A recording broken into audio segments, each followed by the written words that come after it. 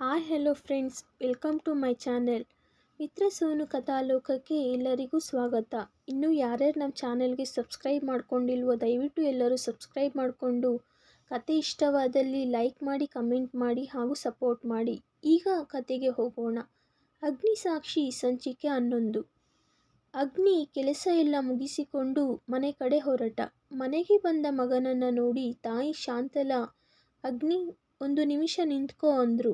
ಅದಕ್ಕೆ ಅಗ್ನಿ, ಮಾಮ್ ತುಂಬ ಸುಸ್ತಾಗಿದ್ದೀನಿ, ಅದೇನಂತ ಬೇಗ ಹೇಳು ಅಂದನು. ಯಾಕೋ ಹುಡುಗಿ ಯಾರು ಇಷ್ಟ ಆಗಿಲ್ವಾ ನಿಂಗೆ ಅಂದರು. ಅದಕ್ಕೆ ಅಗ್ನಿ, ನೋ ಮಾಮ್, ಇಷ್ಟ ಆಗಿಲ್ಲ, ಮತ್ತೆ ಇದೇ ವಿಷಯ ಕೇಳಬೇಡಿ ಅಂತ ರೂಮಿಗೆ ಹೋದನು. ಸ್ನಾನ ಮಾಡಿ ಬಂದು ಮಲಗಿಬಿಟ್ಟ ಅಗ್ನಿ. ಶಾಂತಲಾ ಅವರಿಗೆ ಹುಡುಗಿನ ಹುಡುಕೋದೆ ತಲೆನೋವು ಆಗಿತ್ತು. ಮಗ ಯಾರನ್ನು ಕೂಡ ಒಪ್ಪುತ್ತಿಲ್ವಲ್ಲ ಅಂತ. ಅಗ್ನಿ 2 ದಿನ ಬಿಟ್ಟು ತನ್ನ ತಾಯಿಗೆ ಹೇಳಿ ಡೆಲ್ಲಿ ಕಡೆ ಬಿಸ್ನೆಸ್ ಮೀಟಿಂಗ್ಗೆ ಹೊರಟಿದ್ದ. ಡೆಲ್ಲಿಯಲ್ಲಿ ಕೂಡ ಪ್ರಾಜೆಕ್ಟ್ ಸಕ್ಸಸ್ ಆಗಿತ್ತು. ಮತ್ತೆ ಅಲ್ಲಿ ಇರಲಾಗದೆ ವಾಪಸ್ ಬಂದುಬಿಟ್ಟ. ದಿನ ಕಳೆದಂತೆ ಅಗ್ನಿ ಕೂಡ ಕಂಪನಿಯಲ್ಲಿ ಬ್ಯುಸಿಯಾಗಿದ್ದ. ಶಾಂತಲಾ ಅಂತೂ ಹೆಣ್ಣು ನೋಡೋದ್ರಲ್ಲಿ ಬ್ಯುಸಿಯಾಗಿದ್ರು. ಎಷ್ಟು ಹುಡುಗಿನ ತೋರಿಸಿದ್ರೂ ಇಷ್ಟ ಇಲ್ಲ ಮಾಮ್, ಬೇರೆ ಅವರನ್ನು ನೋಡಿ ಅಂತಿದ್ದ ಅಷ್ಟೆ. ಮಗನ ಮನಸ್ಸಲ್ಲಿ ಏನಿದೆ ಅಂತ ಗೊತ್ತಾಗ್ತಿರ್ಲಿಲ್ಲ ಅವರಿಗೆ. ಈ ಕಡೆ ಸಾಕ್ಷಿನ ನೋಡೋಕೆ ಹುಡುಗ ಕಡೆಯವರು ಬಂದಿದ್ರು. ಭಾನುವಾರ ಆಗಿದ್ರಿಂದ ಸಾಕ್ಷಿ ಮನೇಲಿ ಇದ್ಲು. ಪ್ರದೀಪ್ ಹಾಗೂ ಅವರ ಹೆಂಡತಿ, ಮಗ ಆಗಮ್ ಎಲ್ಲ ಬಂದಿದ್ರು. ಸಾಕ್ಷಿ ಮನೇಲಿ ಸಂಭ್ರಮ ಮೂಡಿತು. ಪರಿಚಯ ಸಂಬಂಧ ಇದ್ದದರಿಂದ ಶ್ರಾವಣಿ ಅವರಿಗೆಲ್ಲ ಖುಷಿ ಆಯಿತು. ಬನ್ನಿ ಬನ್ನಿ ಕೂತ್ಕೊಳ್ಳಿ, ಇನ್ನೇನು ಸಾಕ್ಷಿನ ಕರ್ಕೊಂಡು ಬರ್ತೀನಿ ಅಂದರು ಶ್ರಾವಣಿ. ವೀರೇಂದ್ರ ಅವರು ಎಲ್ಲರನ್ನ ಮಾತಾಡಿಸುತ್ತಾ ಇದ್ರು. ಇನ್ನ ಸಮರ್ಥ್ ಕೂಡ ಅಷ್ಟೆ. ಏನಪ್ಪ ಪ್ರದೀಪ್, ಎಲ್ಲ ಆರಾಮ? ಆಗಮ್, ಯಾವಾಗ ಬಂದೆ ಅಮೇರಿಕಾಯಿಂದ? ನಿಮ್ಮಪ್ಪ ತುಂಬ ಹಿಂಸೆ ಕೊಟ್ನಾ ಹೇಗೆ ಅಂತ ರೇಗಿಸಿದ್ರು. ಆಗಮ್ ಸುಮ್ಮನೆ ನಕ್ಕಿದ ಅಷ್ಟೆ. ಓ, ಇನ್ನೇನು ನನ್ನ ಮಗಳು ಬರ್ತಾಳೆ, ನೀವೆಲ್ಲ ಜ್ಯೂಸ್ ಕುಡೀರಿ ಅಂದರು. ಶ್ರಾವಣಿ ಸಾಕ್ಷಿನ ರೆಡಿ ಮಾಡಿದ್ರು. ಚಂದದ ರೆಡ್ ಕಲರ್ ಸೀರೆ, ಒಡವೆ ಎಲ್ಲ ಹಾಕೊಂಡು ತುಂಬ ಸುಂದರವಾಗಿ ಕಾಣಿಸ್ತಾ ಇದ್ಲು. ಅವಳಿಗಂತೂ ಚೂರು ಮದುವೆ ಇಷ್ಟ ಇಲ್ಲ. ಸಾಕ್ಷಿ ಎಲ್ಲರಿಗೂ ಕಾಫಿ ತಗೊಂಡು ಹೊರಗೆ ಬಂದ್ಲು. ತಲೆ ಎತ್ತಲಿಲ್ಲ ಅವಳು. ಆಗಮ್ ನೋಡಿದ್ರೂ ಅವನ ರಿಯಾಕ್ಷನ್ ಮಾತ್ರ ಏನೂ ಬದಲಾಗಲಿಲ್ಲ. ಪ್ರದೀಪ್ ಹಾಗೂ ಅವರ ಹೆಂಡತಿಗೆ ತುಂಬ ಇಷ್ಟ ಆದ್ಲು ಸಾಕ್ಷಿ. ಎಲ್ಲರಿಗೂ ಕಾಫಿ ಕೊಟ್ಟು ತನ್ನ ತಂದೆಯ ಪಕ್ಕದಲ್ಲಿ ಕೂತಳು ಸಾಕ್ಷಿ. ನಮ್ಮ ಮಗಳು ಸಾಕ್ಷಿ ಡಿಗ್ರಿ ಮಾಡಿ ಕಂಪನಿಯಲ್ಲಿ ಕೆಲಸ ಮಾಡ್ತಿದ್ದಾಳೆ ಅಂತ ಹೇಳಿದ್ರು. ಆಗ ಪ್ರದೀಪ್, ಏನೋ ನೀನು, ನನಗೇನು ಗೊತ್ತಿಲ್ವಾ, ನಿನ್ನ ಮಗಳು ಎಷ್ಟು ಒಳ್ಳೆ ಹುಡುಗಿ, ಇಂಥ ಹುಡುಗಿ ನಮ್ಮನೆ ಸೊಸೆ ಆಗೋದು ನಮ್ಮ ಅದೃಷ್ಟ ಅಂತ ಹೇಳಿದರು. ಅದಕ್ಕೆ ವೀರೇಂದ್ರ, ಅಯ್ಯೋ ದೊಡ್ಡ ಮಾತು, ನೀನಿಷ್ಟು ಹೇಳ್ದೆ ಅಲ್ವಾ, ಅದೇ ಸಾಕು, ಹೆತ್ತೋರಿಗೆ ಇಂಥ ಮಾತು ಹೇಳಿದ್ರೇನೆ ನೋಡು ಖುಷಿ ಆಗೋದು ಅಂದರು. ಸರಿ ಸರಿ ಸಾಕ್ಷಿ, ಹುಡುಗ ಹತ್ರ ಏನಾದರೂ ಮಾತಾಡಬೇಕು ಅಂದರೆ ಹೋಗಮ್ಮ ಮಾತಾಡು ಅಂದರು. ಸಾಕ್ಷಿ ಎದ್ದು ಮೇಲ್ಗಡೆ ಹೋದ್ಲು.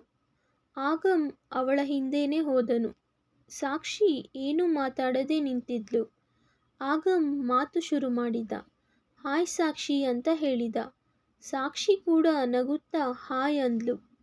ನೋಡಿ ಸಾಕ್ಷಿ, ನನಗೆ ಸುಳ್ಳು ಹೇಳೋಕೆ ಬರಲ್ಲ, ಏನೇ ಇದ್ರೂ ಡೈರೆಕ್ಟಾಗಿ ಮಾತಾಡಬೇಕು, ಯಾಕಂದರೆ ಇದು ನಮ್ಮ ಲೈಫ್, ಸೊ ಹಾಗಾಗಿ ಅಂತ ಹೇಳಿದ. ಸಾಕ್ಷಿಗೆ ಅವನು ಏನು ಹೇಳ್ತಿದ್ದಾನೆ ಅಂತ ಗೊತ್ತಾಗಲಿಲ್ಲ.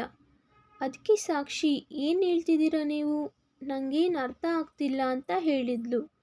ಅದಕ್ಕೆ Agam, I am already committed Sakshi, so please ನೀವೇ ಮದುವೆ ಕ್ಯಾನ್ಸಲ್ ಮಾಡಿಸಿ ಅಂದನು.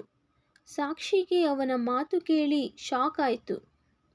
ಐ ನೋ ನಿಮಗೆ ಶಾಕ್ ಆಗಿರ್ಬೋದು, ಬಟ್ ನಾನು ಅಮೇರಿಕಾ ಅಲ್ಲಿ ಒಂದು ಹುಡುಗಿನ ಲವ್ ಮಾಡ್ತಿದ್ದೀನಿ. ಅವಳಿಗೆ ಮೋಸ ಮಾಡಿ ನಿಮ್ಮನ್ನು ಮದುವೆ ಆಗೋಕೆ ಆಗಲ್ಲ. ಪ್ಲೀಸ್ ಅರ್ಥ ಮಾಡ್ಕೊಳ್ಳಿ. ಈ ವಿಷಯನ ನನ್ನ ಪೇರೆಂಟ್ಸ್ಗೆ ಹೇಳಿದರೆ ಅವರು ಒಪ್ಪೋದಿಲ್ಲ, ಬಟ್ ಒಪ್ಪಿಸ್ತೀನಿ, ಆದರೆ ಇವಾಗ ನೀವೇ ಕ್ಯಾನ್ಸಲ್ ಮಾಡಿ ಅಂತ ಹೇಳಿದ. ಸಾಕ್ಷಿಗೆ ಅವನ ಮಾತಿಂದ ಖುಷಿ ಆಯಿತು. ಅಲ್ಲ, ನಾನು ಹೇಗೆ ಕ್ಯಾನ್ಸಲ್ ಮಾಡೋದು, ನೀವೇ ಹೇಳ್ಬೋದಲ್ಲ ಅಂತ ಹೇಳಿದ್ಲು. ಅದಕ್ಕೆ ಆಗಮ್, ನನ್ನ ಮಾತು ಅವ್ರು ಕೇಳಲ್ಲ, ಅದಕ್ಕೆ ನಿಮಗೆ ಹೇಳ್ತಿರೋದು, ಪ್ಲೀಸ್ ಇಷ್ಟ ಇಲ್ಲ ಅಂತ ಹೇಳಿ ಅಂದನು. ಅದಕ್ಕೆ ಸಾಕ್ಷಿ ಯೋಚನೆ ಮಾಡಿ ಸರಿ ಆಯಿತು ಅಂದ್ಲು. Oh god, thank you so much. ಎಲ್ಲಿ ನೀವು ನನ್ನ ಮಾತು ಕೇಳಲ್ವೇನೋ ಅಂದ್ಕೊಂಡಿದ್ದೆ ಅಂದನು. ಸರಿ ಬನ್ನಿ ಕೆಳಗೆ ಹೋಗೋಣ ಅಂತ ಮುಂದೆ ಹೋದ್ಲು. ಇಬ್ಬರು ಕೆಳಗೆ ಬಂದರು. ಸಾಕ್ಷಿ ತನ್ನ ತಂದೆಯ ಪಕ್ಕ ಬಂದು ಕುಳಿತುಕೊಂಡ್ಳು. ವೀರೇಂದ್ರ ಸಾಕ್ಷಿ ಹತ್ರ, ಸಾಕ್ಷಿ, ಹುಡುಗ ಇಷ್ಟ ಆದ್ನ ನಿಂಗೆ? ಮುಂದಿನ ಮಾತುಕತೆ ಎಲ್ಲ ಮಾಡಬಹುದಾ ಅಂದರು.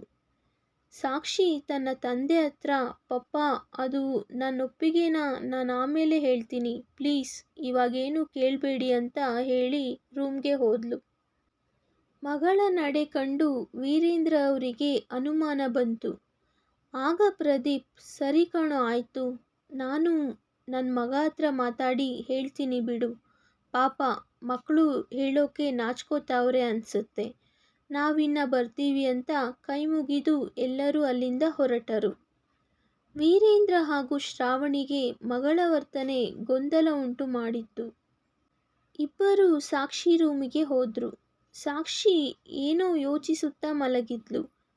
ಏ ಸಾಕ್ಷಿ, ಏಳೆ ಮೇಲೆ, ಯಾಕೆ, ಏನಾಯ್ತೆ ನಿಂಗೆ? ಯಾಕೆ ಹುಡುಗ ಇಷ್ಟ ಆಗಿಲ್ವಾ? ಅವ್ರು ಏನು ಅನ್ಕೊಂಡ್ರೋ ಏನೋ ಅಂತ ಕೋಪಿಸಿಕೊಂಡ್ರು ಶ್ರಾವಣಿ. ಸಾಕ್ಷಿ ಎದ್ದು ತನ್ನ ತಂದೆನ ಅಪ್ಪಿಕೊಂಡು, ಪಪ್ಪ, ಆ ಹುಡುಗ ಅಮೇರಿಕಾ ಆಗಲೇ ಒಂದು ಹುಡುಗಿನ ಇಷ್ಟಪಡ್ತಾವ್ರಂತೆ, ಅದಕ್ಕೆ ನನಗೆ ಈ ಮದುವೆ ಇಷ್ಟ ಇಲ್ಲ, ಪ್ಲೀಸ್ ನೀವೇ ಬೇಡ ಅಂತ ಹೇಳಿ ಅಂತ ನನಗೆ ಹೇಳಿದರು. ಪ್ಲೀಸ್ ಪಪ್ಪ, ಬಿಟ್ಬಿಡಿ, ತೊಂದರೆ ಕೊಡಬೇಡಿ, ಅಂಕಲ್ಗೂ ಏನೂ ಹೇಳಬೇಡಿ, ಅವ್ರು ಇಷ್ಟಪಡ್ತಿರೋದು ಅಂಕಲ್ಗೆ ಗೊತ್ತಿಲ್ವಂತೆ ಅಂತ ಹೇಳಿದ್ಲು. ಅದಕ್ಕೆ ವೀರೇಂದ್ರ, ಹೌದಾ ಮಗಳೇ, ಸರಿ ಬಿಡು, ನಾನೇನೋ ನೀನೇ ಬೇಡ ಅಂದಿದ್ಯಾ ಅಂತ ಅಂದ್ಕೊಂಡಿದ್ದೆ, ಇನ್ಮೇಲೆ ಫೋರ್ಸ್ ಮಾಡಲ್ಲ ಅಂದರು. ತಂದೆ ಮಾತಿಗೆ ಸಾಕ್ಷಿ ಖುಷಿಯಾಗಿ ಥ್ಯಾಂಕ್ ಯು ಪಪ್ಪ ಅಂತ ಅಪ್ಪಿದ್ಲು. ರೀ, ಯಾಕೋ ನಮಗೆ ಏನು ಒಳ್ಳೆ ಕಾರ್ಯ ಆಗ್ತಾನೇ ಇಲ್ಲ ರೀ, ನಾಳೆ ಎಲ್ಲರೂ ದೇವಸ್ಥಾನಕ್ಕೆ ಹೋಗಿ ಬರೋಣ ಅಂದರು ಶ್ರಾವಣಿ. ಅದಕ್ಕೆ ಸಾಕ್ಷಿ, ಹೇ ಹೋಗಮ್ಮ, ನಾನು ಬರಲ್ಲ, ಕೆಲಸ ಇದೆ, ನನಗೆ ರಜಾ ಕೊಡಲ್ಲ ಅಂದ್ಲು. ಲೇ, ಆಫ್ ಡೇ ಬರ್ತೀನಿ ಅಂತ ಹೇಳಿ ಸಾಕ್ಷಿ ಅಂತ ಹೇಳಿದರು. ಅದಕ್ಕೆ ಸಾಕ್ಷಿ, ಹೇ ಏನಮ್ಮ ನೀನು ಯಾವಾಗಲೂ ದೇವಸ್ಥಾನ ಅಂದ್ಕೊಂಡು, ನೀನು ಪಪ್ಪ ಮತ್ತು ಸಮರ್ಥ್ ಹೋಗಿ ಬನ್ನಿ ಅಂದ್ಲು. ಅದಕ್ಕೆ ಶ್ರಾವಣಿ, ನೀನು ಬರಬೇಕು ಕಣೆ, ನಿನ್ನ ಹೆಸರು ಮೇಲೆ ಪೂಜೆ ಮಾಡಿಸ್ಬೇಕು, ಸುಮ್ಮನೆ ರೆಡಿ ಆಗು ನಾಳೆ ಅಂತ ಹೇಳಿ ಹೋದರು. ತಾಯಿ ಮಾತಿಗೆ ಸಾಕ್ಷಿ ಮೂತಿ ತಿರುವಿದ್ಲು. ಸಾಕ್ಷಿ, ನಾಳೆ ರೆಡಿ ಆಗಮ್ಮ, ಹೋಗಲಿಲ್ಲ ಅಂದರೆ ನಿಮ್ಮಮ್ಮ ಮಾತ್ರ ಸುಮ್ಮನೆ ಬಿಡಲ್ಲ ಅಂದರು. ಸಮರ್ಥ್ ಕೂಡ, ಪಪ್ಪ ನಾನು ಬರಬೇಕಾ, ನನಗೆ ಕಾಲೇಜ್ ಇದೆ ಪಪ್ಪ, ನಾನು ಹೋಗಬೇಕು ಅಂದನು. ಸರಿ ಕಣೋ, ನೀನು ಕಾಲೇಜ್ಗೆ ಹೋಗು, ನಾವು 3 ಜನ ಹೋಗಿ ಬರ್ತೀವಿ ಅಂದರು. ಸೋಮವಾರ ಮುಂಜಾನೆ ಸಾಕ್ಷಿ ಫ್ಯಾಮಿಲಿ ಎಲ್ಲ ದೇವಸ್ಥಾನಕ್ಕೆ ಹೋದರು. ಶ್ರಾವಣಿ ಮಗಳಿಗೋಸ್ಕರ ಪೂಜೆ ಮಾಡಿಸಿದ್ದೇ ಮಾಡಿತ್ತು. ಈ ಕಡೆ ಶಾಂತಲ ಕೂಡ ಅಗ್ನಿನ ಕರ್ಕೊಂಡು ದೇವಸ್ಥಾನಕ್ಕೆ ಬಂದಿದ್ರು. ಅಗ್ನಿ, ಮಾಮ್, ಕಾರ್ ಪಾರ್ಕ್ ಮಾಡಿ ಬರ್ತೀನಿ, ನೀವು ಹೋಗಿರ್ರಿ ಅಂತ ಹೇಳಿದ. ಶಾಂತಲ ಪೂಜೆ ಸಾಮಗ್ರಿ ಎಲ್ಲ ತಗೊಂಡು ದೇವಸ್ಥಾನ ಒಳಗೆ ಹೋದ್ರು. ಹೋಗುತ್ತಿದ್ದ ಹಾಗೆ ಕಾಣಿಸಿದ್ಲು ಸಾಕ್ಷಿ. ಶಾಂತಲ ಅವರಿಗೆ ತುಂಬ ಖುಷಿ ಆಯಿತು ಸಾಕ್ಷಿನ ನೋಡಿ. ಜೊತೆಗೆ ಶ್ರಾವಣಿ ಮತ್ತು ವೀರೇಂದ್ರ ಬೇರೆ ಇದ್ರು ಅಲ್ವಾ, ಓ ಸಾಕ್ಷಿ ತಂದೆ ತಾಯಿ ಅನಿಸುತ್ತೆ ಅಂತ ಮಾತಾಡಿಸೋಕೆ ಹೋದರು. ಶಾಂತಲ ಬಂದಿದ್ದ ಕಂಡು ಕೂತಿದ್ದವರು ಎದ್ದು ನಿಂತರು. ಸಾಕ್ಷಿಗೆ ಗೊತ್ತಾಯಿತು, ಇವರು ಆ ರಾಕ್ಷಸ ಅವರ ಅಮ್ಮ ಅಲ್ವಾ, ಅಂದರೆ ಆ ರಾಕ್ಷಸನು ಬಂದಿದ್ದಾನ ಅಂತ ಆ ಕಡೆ ಈ ಕಡೆ ಎಲ್ಲ ಕಣ್ಣಾಡಿಸಿದ್ಲು. ಶ್ರಾವಣಿ ಶಾಂತಲ ಅವರನ್ನು ನೋಡಿ ಗುರುತು ಹಿಡಿದ್ರು. ನೀವು ಅವತ್ತು ತಲೆ ಸುತ್ತಿ ಇಲ್ಲಿ ಅಂತ ಹೇಳೋಷ್ಟರಲ್ಲಿ ಶಾಂತಲ, ಹೌದು ನಾನೇ, ನಿಮ್ಮ ಮಗಳು ಸಾಕ್ಷಿ ತುಂಬ ಒಳ್ಳೆ ಹುಡುಗಿ, ನನ್ನ ತುಂಬ ಚೆನ್ನಾಗಿ ಆರೈಕೆ ಮಾಡಿದ್ಲು ಅಂದರು. ಶ್ರಾವಣಿ ಗಂಡನಿಗೆ ಅವತ್ತು ನಡೆದಿದ್ದು ಎಲ್ಲ ಹೇಳಿದರು. ಅವರು ಕೂಡ ನಮಸ್ಕಾರ ಅಂತ ತನ್ನ ಪರಿಚಯ ಮಾಡಿಕೊಂಡ್ರು. ಹೌದು, ಏನು ಮಗಳ ಹತ್ರ ಪೂಜೆ ಮಾಡಿಸ್ತಿದ್ದೀರಾ ಅಂತ ಕೇಳಿದ್ರು. ಅದಕ್ಕೆ ಶ್ರಾವಣಿ, ಹೌದು, ಮಗಳಿಗೆ ಯಾಕೋ ಸರಿಯಾದ ಹುಡುಗ ಸಿಗ್ತಿಲ್ಲ, ಅದಕ್ಕೆ ಒಂದ್ಸಲ ಇವಳ ಹೆಸರು ಮೇಲೆ ಪೂಜೆ ಮಾಡಿಸೋಕೆ ಬಂದ್ವಿ ಅಂದರು. ಶಾಂತಲಾ ಕೂಡ, ನನ್ನ ಮಗನಿಗೂ ಅಷ್ಟೇ, ಹುಡುಗಿನ ನೋಡ್ತಿದ್ದೀನಿ, ಎಷ್ಟೋ ಹುಡುಗಿನ ತೋರಿಸ್ತಾ ಇದ್ದೀನಿ, ಯಾರೂ ಇಷ್ಟ ಆಗ್ತಿಲ್ಲ ಅವನಿಗೆ, ನಾನು ಇದೇ ವಿಷಯಕ್ಕೆ ಪೂಜೆ ಮಾಡಿಸೋಕೆ ಬಂದೆ ಅಂದರು. ಅದಕ್ಕೆ ಶ್ರಾವಣಿ, ಹೋ ಹೌದಾ, ನಿಮ್ಮ ಮಗನ ನೋಡಿದ್ದೀನಿ ಬಿಡಿ, ಏನು ಮಾಡೋದು ಹೇಳಿ, ಇವರನ್ನೆಲ್ಲ ಒಪ್ಪಿಸೋದೇ ನಮಗೆ ಕಷ್ಟ ಆಗಿಬಿಟ್ಟಿದೆ ಅಂದರು. ಅದಕ್ಕೆ ವೀರೇಂದ್ರ, ಹೌದು, ನಿಮ್ಮ ಮಗ ಬಂದಿಲ್ವಾ ಅಂತ ಕೇಳಿದರು. ಅದಕ್ಕೆ ಶಾಂತಲಾ, ಹಾಂ ಬಂದಿದ್ದಾನೆ, ಇಲ್ಲೇ ಕಾರ್ ಪಾರ್ಕ್ ಮಾಡ್ತಿದ್ದಾನೆ ಅಂದರು.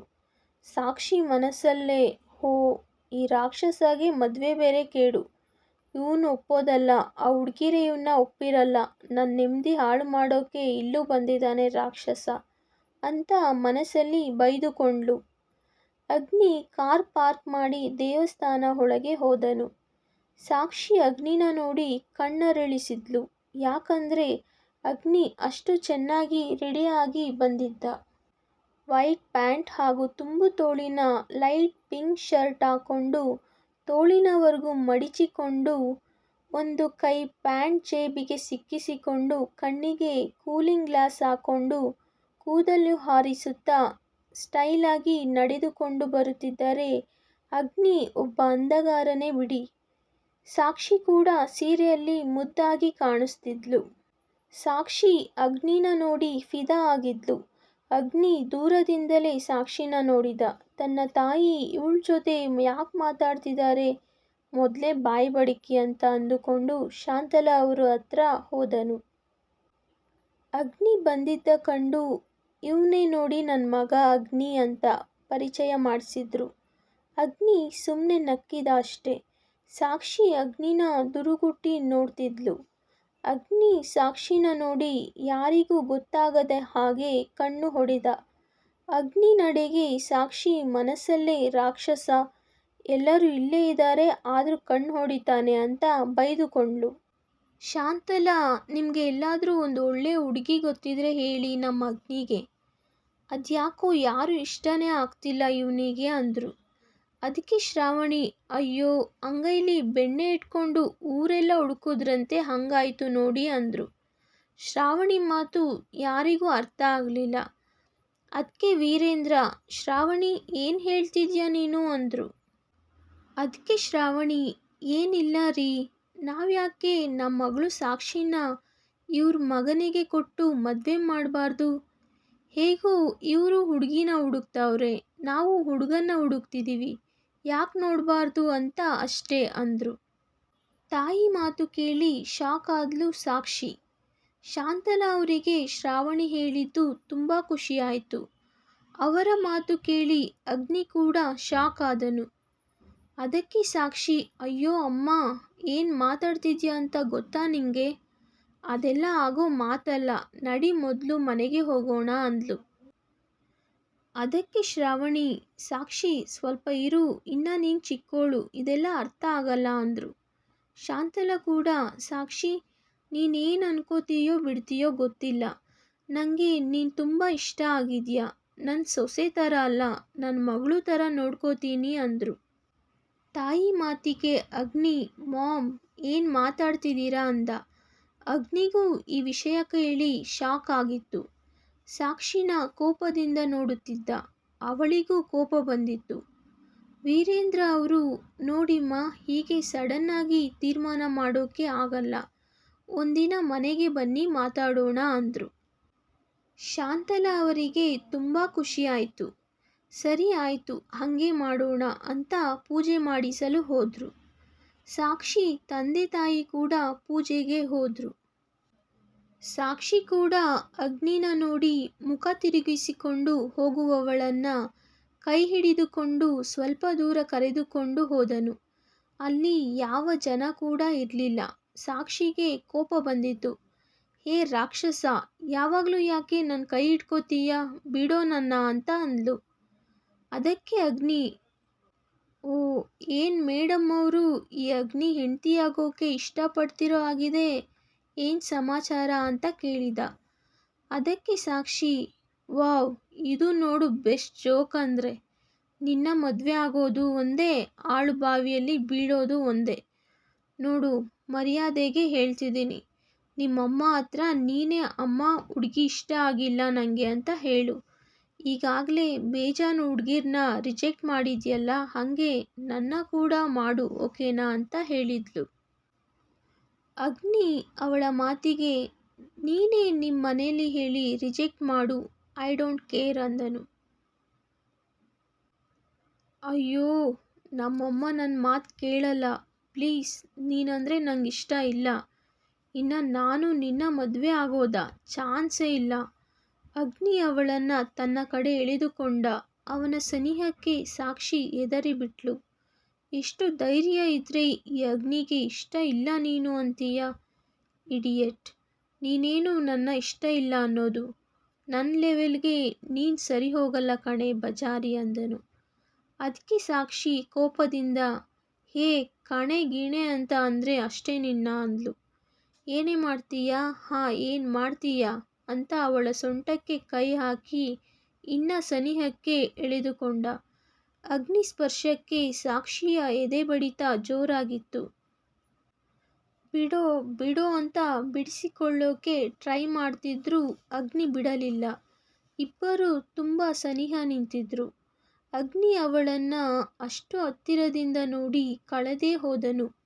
ಪಟಪಟ ಅಂತ ಬಡಿಯುವ ರೆಪ್ಪೆಗಳು, ಸುಗಂಧ ಬೀಸುವ ಅವಳ ತಲೆಗೆ ಮುಡಿದ ಮಲ್ಲಿಗೆ ಹೂ, ಭಯದಿಂದ ಕಂಪಿಸುವ ಹವಳದಂಥ ತುಟಿಗಳನ್ನು ನೋಡಿ ಅಗ್ನಿ ಮೈಮರೆತು ಅವಳ ತುಟಿಗೆ ಚುಂಬಿಸಲು ಬಾಗಿದ. ಸಾಕ್ಷಿ ಹೆದರಿಕೊಂಡು ಅವನನ್ನು ದೂರ ತಳ್ಳಿಬಿಟ್ಲು. ಹೇ ರಾಕ್ಷಸ, ಏನೋ ಮಾಡ್ತಿದ್ಯಾ ನೀನು? ಇದು ದೇವಸ್ಥಾನ, ಇಲ್ಲಿ ಮುತ್ತು ಕೊಡೋಕೆ ಬರ್ತಿದ್ಯಲ್ಲ, ನಾಚಿಕೆ ಆಗಲ್ವಾ ನಿಂಗೆ ಅಂತ ರೇಗಿದ್ಲು. ಅಗ್ನಿ ಅವಳ ಮಾತಿಗೆ ನಕ್ಕಿದ. ಅವಳ ಹತ್ತಿರ ನಿಂತು, ಓ, ನಂಗೆ ಗೊತ್ತಿರಲಿಲ್ಲ ನೋಡು ಇಲ್ಲಿ ಕಿಸ್ ಕೊಡಬಾರ್ದು ಅಂತ.